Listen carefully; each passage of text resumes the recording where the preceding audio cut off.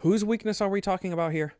In 2 Corinthians chapter number 12, where Paul is referring to the thorn in the flesh that has plagued him for so many years, he relays the comforting words that Christ gives him in verse number 9, where he says, "My grace is sufficient for you, for my power is made perfect in weakness."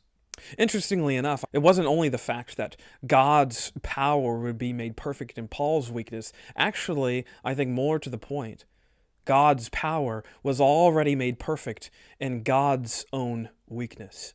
You see, the Lord Jesus, taking upon himself all of the sin and frailty of human flesh, perfectly demonstrated the extent of human weakness on the cross. And yet, on that same cross, he also showed forth the full extent of God's power. Because you see, in the weakness of the dying Christ, also the death of sin was put to death.